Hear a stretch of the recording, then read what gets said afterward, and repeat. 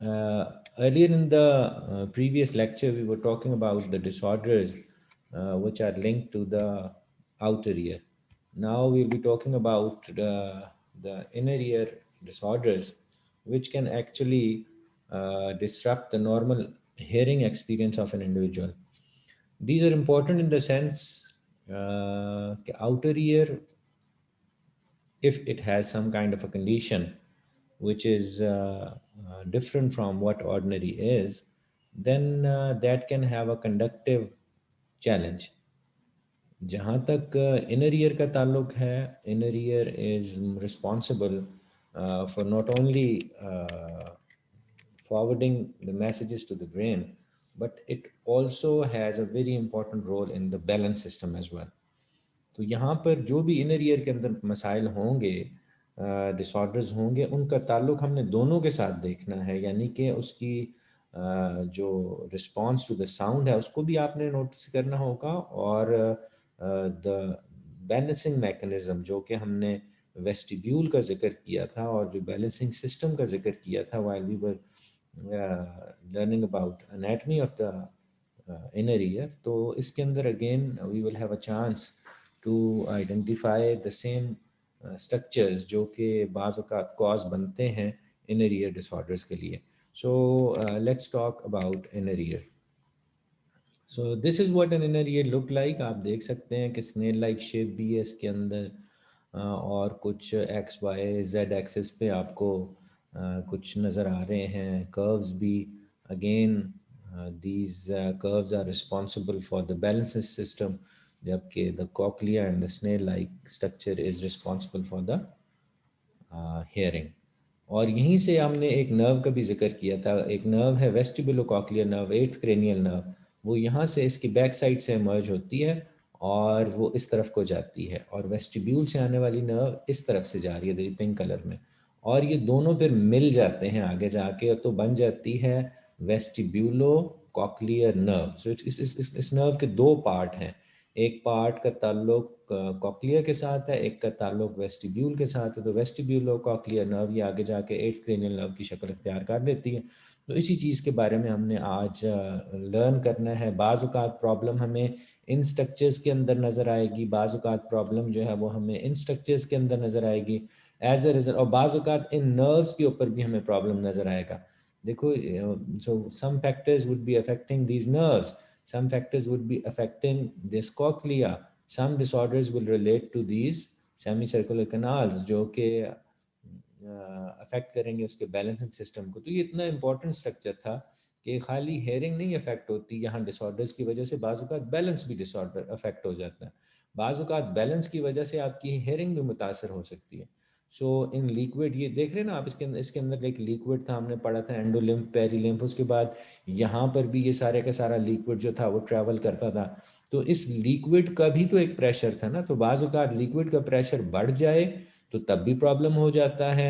Hair cells damage हो जाएं basilar membrane के ऊपर, याद है ना आपने, हमने जिक्र किया था कि बेसिलर मेम्ब्रेन के ऊपर स्पेशलाइज्ड हेयर सेल्स हैं जो कि which are responsible for hearing. तो वो डैमेज हो जाएं तब भी इसके अंदर इशू हो सकता है. And thirdly another important thing है, ये वेस्टिबुलोकॉक्लियर नर्व है, ये भी तो सेल्स से मिलकर बनी है. तो बाज़ औक़ात इन सेल्स के अंदर भी डैमेज आ जाता है, जिसकी वजह से ये सारे के सारे मसाइल जो हैं वो पैदा होते हैं. एक और चीज़ जिसका कि हमने पहले भी जिक्र किया था, मैं उसको रिपीट करना चाहूँगा, कि हमने देखा था कि साउंड प्रेशर जो है वो बड़ा ख़तरनाक भी हो सकता है ह्यूमन ईयर के लिए. देखो, आपको बताया गया था पहले भी कि हमारी जो कान के थ्रेश होल्ड्स हैं वो 0 से लेकर 120 डेसिबल्स तक हम बर्दाश्त कर लेंगे. 120 के बाद भी बर्दाश्त नहीं कर सकते, और 0 से नीचे वाला थ्रेश होल्ड ऑफ हेयरिंग तो आपका ख़त्म हो जाएगा. तो दो थ्रेश होल्ड्स थे. एक थ्रेश होल्ड ऑफ हेयरिंग था जो कम से कम आवाज़ हम सुन पाते हैं, that is 0 decibel, and maximum we can hear is 120 decibel. उसके बाद जो है थ्रेश होल्ड ऑफ पेन है ये. इसके बाद आपको हेयरिंग एक्सपीरियंस नहीं होगा, बल्कि कान में दर्द का एहसास जो है वो ज़्यादा होगा, हेयरिंग नहीं रहेगी. तो इसका मतलब ये है कि बाज़ औक़ात जब इस कॉक्लिया के अंदर हेयर सेल्स को एक्सपोज किया जाता है टू वेरी लाउड साउंड्स, तो इनका बिहेवियर भी डिफरेंट होगा. दिल गेट हर्ट, और इनके हर्ट होने की वजह से ये वक्ती तौर पर या परमानेंटली डैमेज हो सकते हैं. So this is a very important. और अगेन देखो ना कितना फाइन स्ट्रक्चर है, तो अगर इस फाइन स्ट्रक्चर के अंदर जब साउंड वेव इंटरेक्ट करेगी इसके साथ जो मैकेनिकल फॉर्म में थी, तो मैकेनिकली फॉर्म में इतना ज़्यादा इसके अंदर एक प्रेशर क्रिएट हो जाता है कि वो उसको मैनेज नहीं कर पाता और कॉकलिया आपका डैमेज हो सकता है. तो अब ज़रा हम देखते हैं कि getting back to this slide. So there are many causes. मैंने अभी चंद का आपके साथ जिक्र किया, मैंने कुछ लिक्विड्स का जिक्र किया, लिक्विड के प्रेशर का जिक्र किया, हेयर सेल्स का जिक्र किया. Then I talked about the nerve itself. Nerve के सेल्स के अंदर को प्रॉब्लम हो सकती है. So there can be lots of them, और उनके बारे में हम कुछ जानना चाहेंगे इस ब्रीफ सिटिंग के अंदर.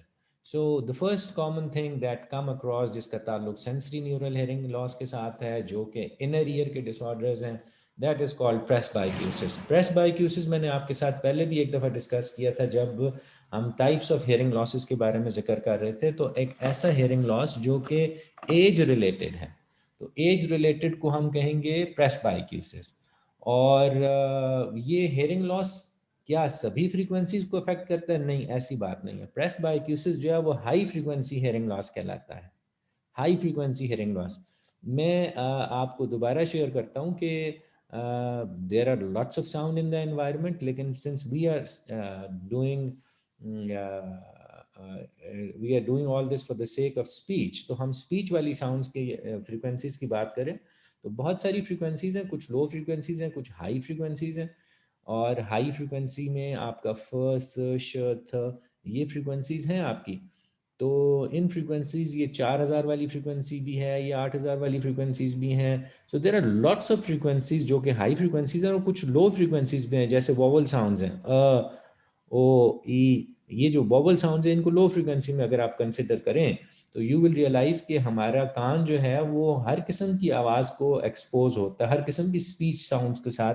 I am definitely talking about speech right now, मैं एनवायरमेंटल साउंड्स की बात नहीं कर रहा. तो ये वाला जो हेयरिंग लॉस होगा प्रेस्बाइक्यूसिस, ये हाई फ्रीक्वेंसी साउंड्स को रिस्पॉन्ड करना छोड़ देगा. So presbycusis is basically high frequency hearing loss. और लोगों को जो लोगों के रिस्पॉन्सेज होते हैं वो ये कि शायद हमें बात समझ नहीं आती, सुन तो सकते हैं लेकिन हम बात समझ नहीं सकते. और एक और ऐसे लोगों की जो कंप्लेंट होगी वो होगी कि अगर बैकग्राउंड नॉइज़ हो, बैकग्राउंड से नॉइज़, फॉर एग्जांपल एक पंखे की आवाज़ है और पंखा पंखा भी शोर कर रहे हैं और आप किसी से मुखातिब भी हैं, तो ऐसी जगह पर उस शख्स को आवाज़ नहीं आएगी. नॉइजी इन्वायरमेंट के अंदर वो आपकी बात को नहीं समझ पाएगा. सो फॉर एग्जांपल क्लासरूम के अंदर चूंकि कॉन्टीन्यूस एक स्टूडेंट की बज होती है, दरवाज़ों की आवाज़, हवा आ रही है बाहर से, तो ये बहुत सारे अगर जो साउंड के बैकग्राउंड चलते रहें तो फिर ऐसे लोग जिनको सेंसरी न्यूरल हेयरिंग लॉस होगा उनको स्पीच की समझ नहीं आएगी, हालांकि they are not def.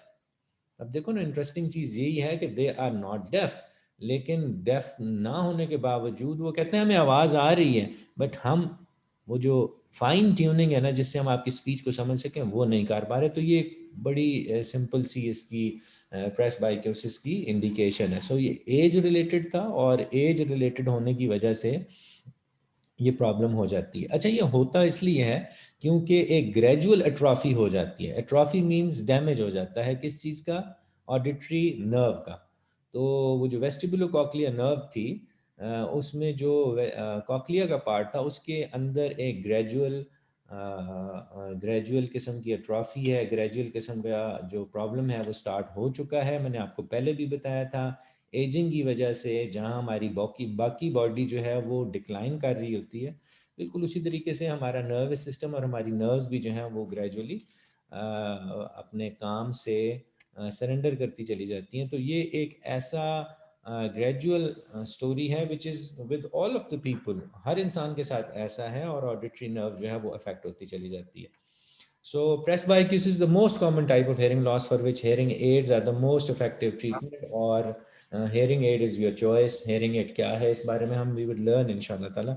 So getting back to what presbycusis is, कि age related है, high frequency hearing loss है, ग्रेजुअल एट्रॉफी होती है, आहिस्ता आहिस्ता होती है, नहीं कि अचानक से हो जाएगी, बल्कि ग्रेजुअली होगी। अगर ये एज रिलेटेड है तो फिर ये ग्रेजुअली होगी।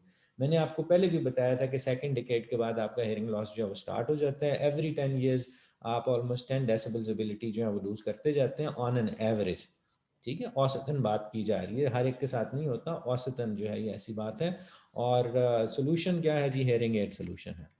दूसरी बात करते हैं, नॉइज इंड्यूस्ड डैमेजेस।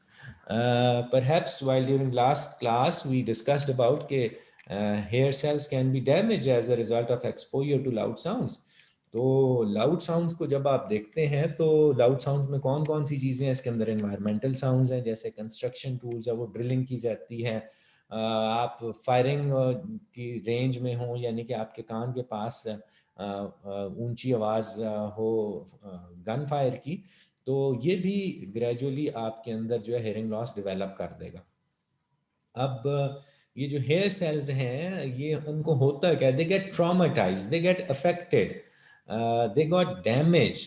वो इसलिए डैमेज हो जाते हैं कि वो लाउड इन्वायरमेंटल साउंड इतनी ज़्यादा होती है कि वो उसको मैनेज नहीं कर पाते। मैं आपसे पहले भी एक दफ़ा जिक्र किया था अटेन्यूएशन रिफ्लेक्स का। अटेन्यूएशन रिफ्लेक्स क्या था कि नेचर ने एक प्रोटेक्टिव सिस्टम आपके लिए रखा हुआ था मिडल ईयर के अंदर, और मिडल ईयर के अंदर जहाँ 3 ऑसिकल्स थे उसके साथ साथ 2 मसल्स भी थे।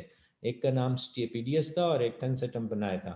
ये दोनों मसल जो थे एक प्रोटेक्टिव मैकेनिज्म को क्रिएट करते थे, जिसको कि आप अटेन्यूएशन रिफ्लेक्स कहते हैं। जब कभी एक अनप्लेजेंटली लाउड साउंड आपकी तरफ आती है तो उसके नतीजे में ये दोनों मसल्स जो हैं वो इस तरीके से काम करते हैं कि एक मसल टिम्पैनिक मेम्ब्रेन को अपनी तरफ खींच लेते हैं और दूसरा मसल जो है वो फुट प्लेट ऑफ स्टेपीज को अपनी तरफ खींच लेता है। एज ए रिजल्ट जो कंडक्शन का एलिमेंट था वो मुतासर हो जाता है। उसके इस तरह काम करने से जो साउंड प्रेशर बाहर से आ रहा था वो प्रिवेंट करता है कि इनर ईयर में इतनी साउंड ना चली जाए, क्योंकि इनर ईयर तो बहुत सेंसिटिव है, अगर वहाँ पहुँच गया तो ये प्रॉब्लम हो जाएगा।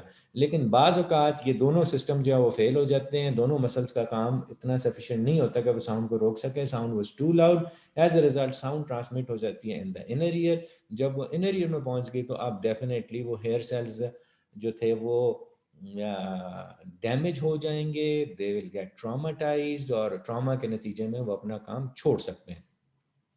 So noise damage result in high frequency hearing loss similar to presbycusis, but the hearing tests show a characteristic notch shape in which the hearing is worst around 4000 hertz.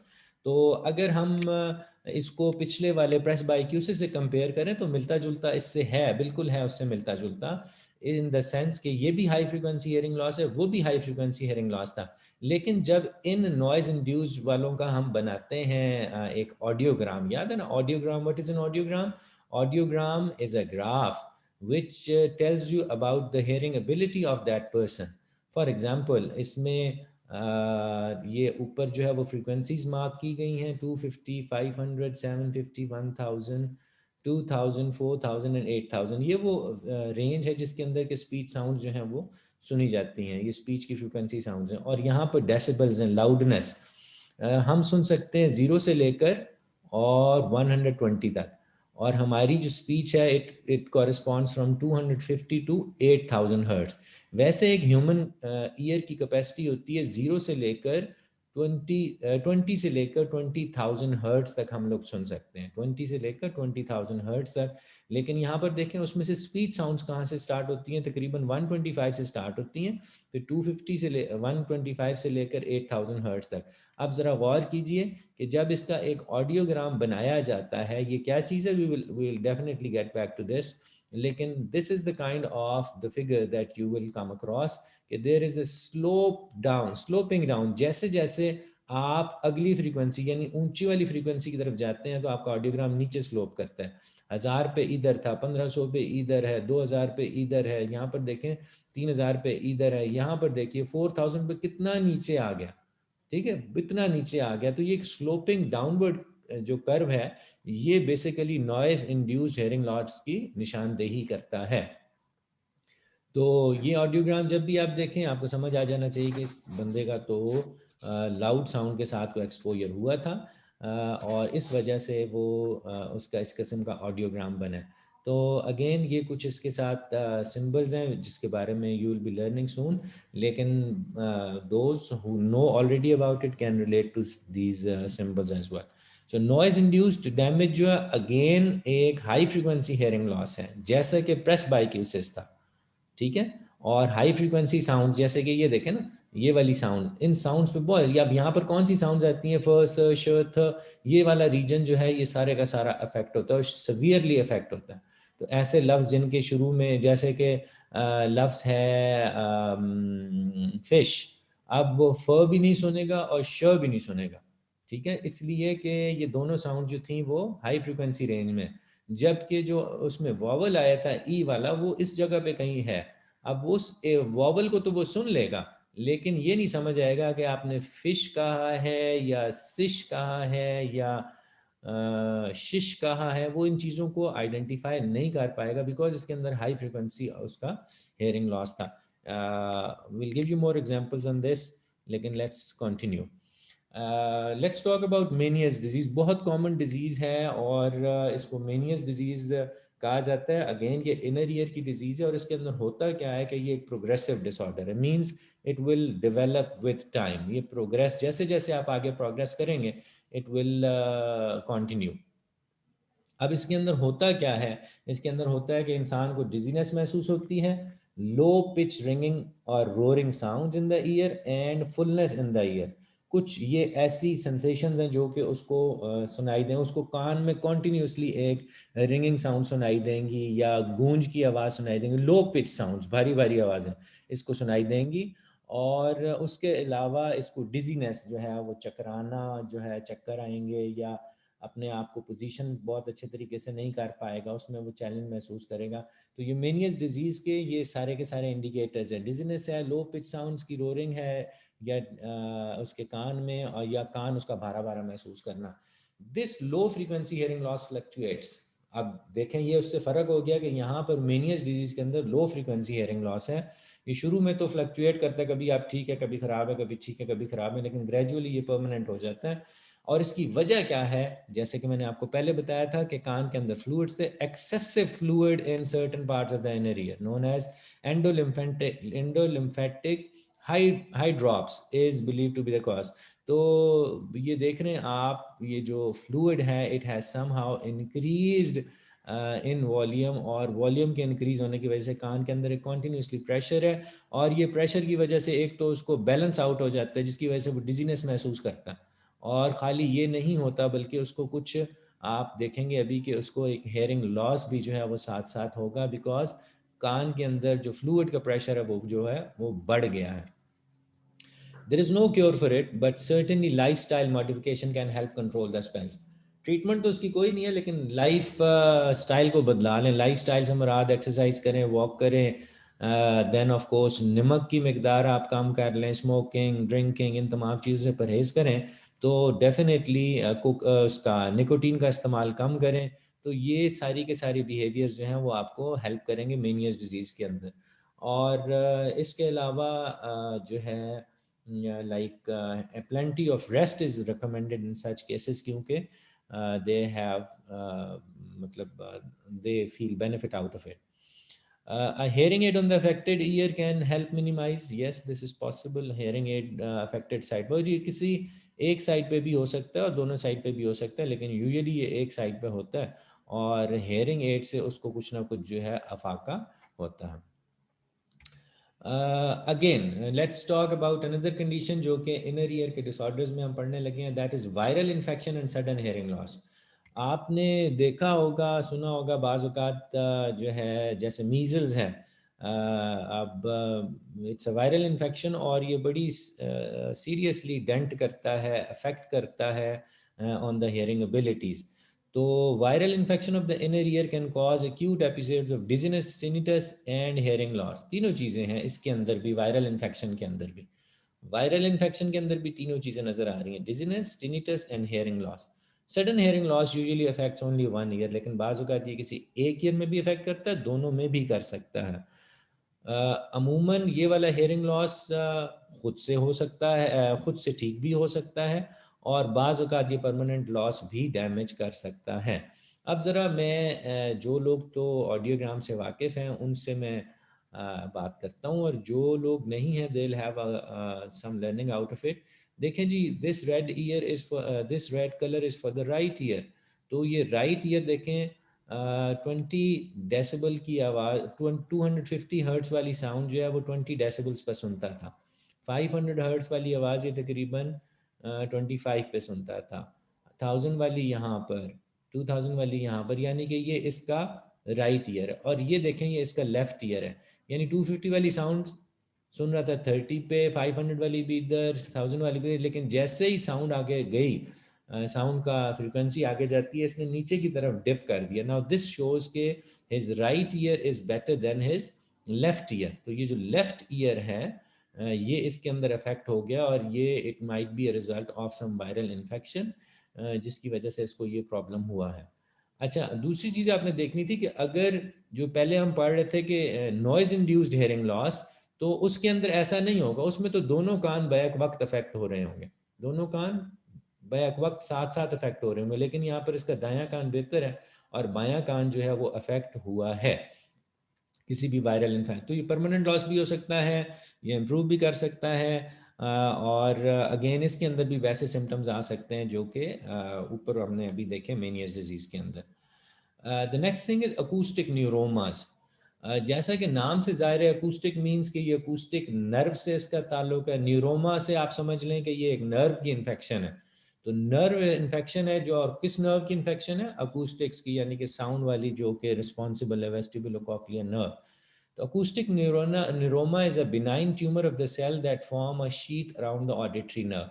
Auditory nerve, vestibulocochlear nerve जो थी, उसके गिर्द जो है वो एक sales की layer है जो कि अकोमुलेट हो जाती है। यानी कि जो नर्व है, नर्व की जो आउटर बॉडी है, उसके ऊपर एक कवरिंग या एक शीट आ जाती है इस ट्यूमर की। और ये ट्यूमर कैंसरस नहीं है, मलिग्नेंट नहीं है, लेकिन अफेक्ट ज़रूर करते हैं, बिकॉज इसके नीचे जो है वो नर्व आ जाती है।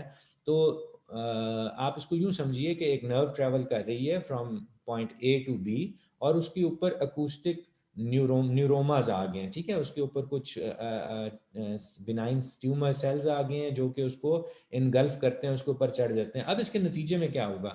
नतीजे में ये होगा कि वेस्टिब्यूलोकॉक्लियर नर्व जो थी, जो कि इकट्ठी थी, वो अंडर स्ट्रेस आ जाएगी। नंबर वन, उसके ऊपर प्रेशर आ जाएगा, वो कंडक्ट नहीं कर सकेगी मैसेजेस को जैसे वो कर सकती थी। प्लस एक अनईजीनेस महसूस होगी, एक पेन महसूस होगी। और न सिर्फ ये, बल्कि अकूस्टिक न्यूरोमास बाज़ औक़ात इतने बड़े हो जाते हैं कि वो नेबरिंग या सराउंडिंग एरियाज को भी प्रेस करना शुरू कर देते हैं। मिसाल के तौर पर अब ये जो वेस्टिबुलोकॉक्लियर नर्व है, इसके करीब ही है फेशियल नर्व भी आपकी। अब जब ये वाली कंडीशन होती है तो हो सकता है कि आपको चेहरे पे भी जो है वो इश्यूज नज़र आए, सेंसेशन का मसला हो जाए। उसके अलावा आपकी जो एब्ड्यूसन नर्व है वो अफेक्ट हो सकती है यहाँ पर। तो all in all I mean to say कि अकूस्टिक न्यूरोमा एक ऐसी कंडीशन है जो कि प्राइमरीली हम इसको पढ़ रहे हैं इनर ईयर के हिसाब से। तो इनर ईयर से जब वो बाहर निकलती है तो उसके ऊपर कुछ बिनाइन ट्यूमर सेल्स जो हैं वो उसके दे कवर इट अराउंड, और उसकी वजह से इस नर्व के ऊपर प्रेशर पड़ जाता है। और ये प्रेशर आपके बैलेंस सिस्टम, आपके हेयरिंग सिस्टम, उन तमाम को अफेक्ट कर सकता है। और फाइनली ये कि जो नेबरिंग और सराउंडिंग के अंदर जो नर्व्स पड़ी हैं उनको भी अफेक्ट कर सकता है। Symptoms include hearing loss and tinnitus and decreased ability to understand words in affected area. So ये कॉन्टीन्यूसली रिंगिंग साउंड जो थी, tinnitus थी, ये भी वो महसूस करेगा, हेयरिंग लॉस भी महसूस करेगा अफेक्टेड एरिया में। Many experience dizziness, facial numbness and tingling too. तो ये कुछ एक्सपीरियंसेस हैं जो कि अकूस्टिक न्यूरोमा की वजह से हो सकते हैं। अच्छा, ये चूँकि ट्यूमर्स हैं, ट्यूमर मैंने आपको पहले भी बताया ये आउट ग्रोथ्स हैं, और the best way to identify them is through MRI. MRI is magnetic resonance imaging. तो ये एक high class kind of x ray समझ लीजिए इसको। What it does is, it gives you images of the areas जहाँ पर हम अदरवाइज नहीं देख पा रहे। अब ये देखें, अगर आप इस तरफ गौर करें, लुक एट दिस। अब ये पिक्चर, ये जो MRI रिपोर्ट है, इसके अंदर यू कैन सी कि दिस इज़ एन आउटग्रोथ, ये एक आउटग्रोथ निकली है यहाँ पर। अब ये एक ट्यूमर है। अब ये ट्यूमर जितना बड़ा होगा उतना इस ब्रेन के ऊपर प्रेशर डाल रहा है। देखें ये जहाँ जहाँ भी, अब ये जैसे जैसे बड़ा होता जाएगा नेबरिंग एरियाज को पुश करता चला जाएगा। अब ये सिर्फ पुश कर रहा है नॉट ओनली द स्ट्रक्चर्स, बल्कि उसके अंदर जो nerves which are more of our concern, तो it can affect the nerves के ऊपर प्रेशर डालेगा, वो नर्व्स अपना काम नहीं करेंगी, डिजीनेस और ये सारा काम आपका फेशियल मेम्ब्रेन और फेशियल नमनेस और टिंगलिंग वगैरह आपको फील हो सकते हैं। But these were some disorders of the inner ear that needed our attention for this class. I'll be sharing some notes with you, and I hope that you will go through some extra reading, ताकि वो extra reading जो है वो आपको मज़ीद reinforce कर सके आपकी लर्निंग।